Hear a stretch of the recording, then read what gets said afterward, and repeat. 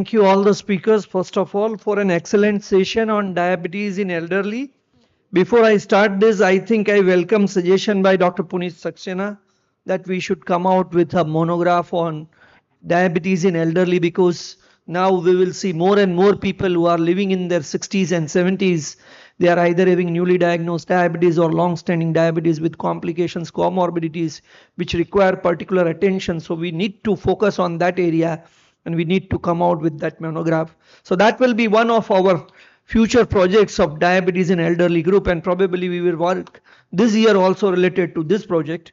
These are the two things which I was thinking of doing in the next year. We will do webinars, educational activities like we have done in the last year. 2 or 3 webinars we will again do, involve people from our country, as well as we will involve global leaders who are there in the field of geriatric care, particularly in diabetes. We will also involve them to make our participants learn more about this particular subgroup of diabetes, that is diabetes in elderly.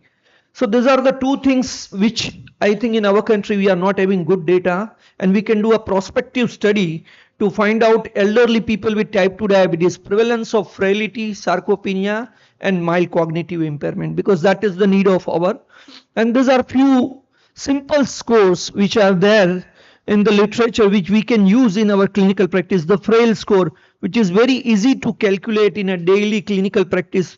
Probably we can use this score to find out whether the individual is frail or not, and there is substantial evidence to support that. This is equivalent to variety of other parameters which are used for diagnosis of frailty in elderly population. So we can use one of these scores. There are other scores like the FIND questionnaire, which is being used in community dwelling older adults to find out whether they are having frailty or they are having disability or they are normal individuals. So that can be used, but I think this is more for a population. For a clinic based practice, I personally feel this frail questionnaire, that is one. And second is this SHARC-F questionnaire, which is being done by a group of people for sarcopenia and geriatric age group.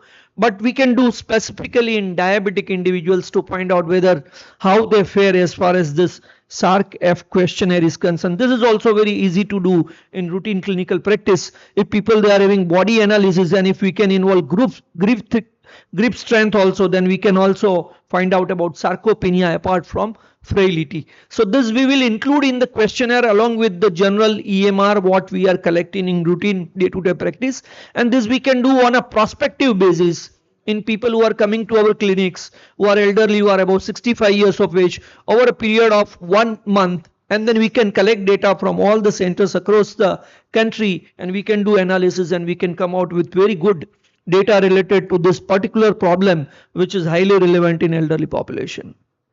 Also, we can do the fall risk assessment, and last but not the least, mild cognitive impairment, where we need to have 2 or 3 screens. This is very simple rapid cognitive screen.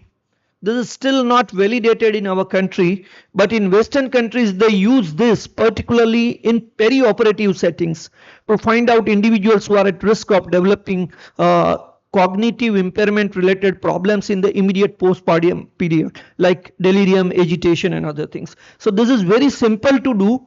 The other things which are required for mild cognitive impairment, although we have got Hindi versions available, but they are bit complex and bit lengthy to do in clinical practice. Still we can use this, one of the models. This is the Montreal Cognitive MoCA Hindi version is available online. We can use this.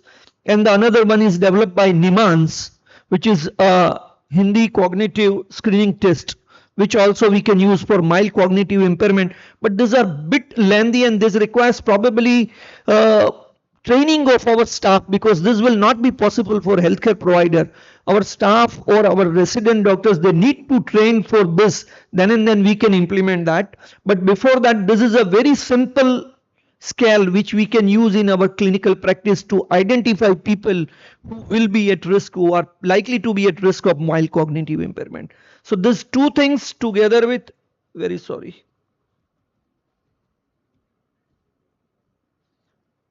along with this EMR data which we have lastly collected, last year we have collected this for our people, and we have tried to find out the number of complications the elderly are having, the drugs which are they are taking. We have done some of the analysis, although the sample size was only around 300 people. This time we are interested in more people getting enrolled so that we can have at least data of 500 plus people, so that we can come out with good data analysis, good numbers to show, and we can go for publication also. So these were my suggestions.